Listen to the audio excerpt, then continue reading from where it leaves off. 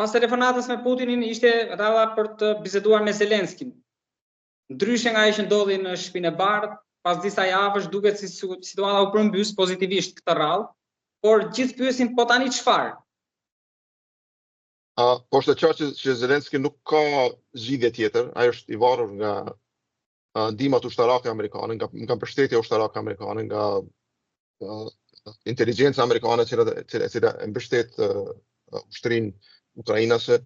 Kështu që ai është në një mënyrë domethënë i mbështetur për muri dhe nuk ka zgjidhje tjetër post të tregojë gatishmëri për të bashkëpunuar me administratën e zotit Trump dhe të mundohet të mbrojë sa më shumë atë që mundet në kuadër të domethënë kësaj nisme të zotit Trump për të negociuar me Putinin rreth Ukrainës.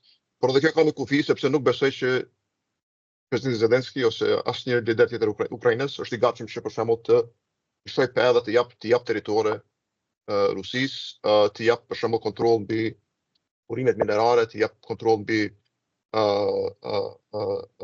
centralet prodhimin e energjisë dhe fusha tjera ekonomike, kështu që prap është në pyetje sa do të ketë, më thon, presion mbi të dhe natyrisht edhe reagimi evropian, cili do të jetë ai. Sa janë evropianët të gatshëm, të cilët tani po tregojnë një gatishmëri që të në një mënyrë të zëvendësojnë ndihmën amerikane ose të rrisin ndihmën që deri tani ata edhe kanë dhënë për Ukrainën, ndihmën ushtarake dhe ekonomike, për të zëvendësuar në një formë atë që deri tani e kanë bërë SBA-t për Ukrainën. Profesor, por qoftë do marrim deklaratën e Medvedevit që tha që Ukraina është një pjatë tani mes SBA-s edhe Rusisë. Europa çfarë mund të bëjë? Deri ku mund shkojë që për ta mbrojtur Ukrainën jo vetëm nga Rusia, por edhe nga SBA-ja? Po vazhdimi i mbështetjes ushtarake, e cila tani duket se është edhe shpremtuar nga Evropa, por ndryshimet që po ndodhin brenda Bashkimit Evropian dhe brenda Evropës, gatishmëria tani për të rindërtuar industrinë armatimit, për të rindërtuar ushtritë evropiane, ka një kthim të madh rreth orientimit gjeopolitik, strategjik, ushtarak në Evropë dhe Rusia besoj këtë edhe e shef, domethënë, e kupton që ka tani një ndryshim edhe të evropianët.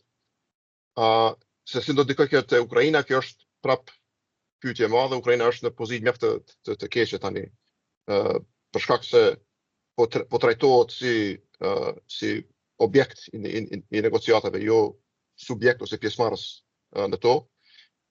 Dhe unë friksohem që Ukraina do të besoj mjaft shumë nëse vazhdon të përjashtohet Evropa nga proceset e negocimit të një paqe mes Ukrainës dhe Rusisë.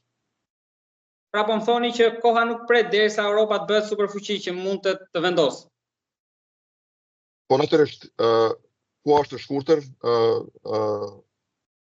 Lufta në Ukrainë është një emergjencë imediate, është një emergjencë e pranishme qysh tani, kurse riarmatimi evropian, ringritja e kapaciteteve ushtarake, kjo është një proces i cili merr shumë vite.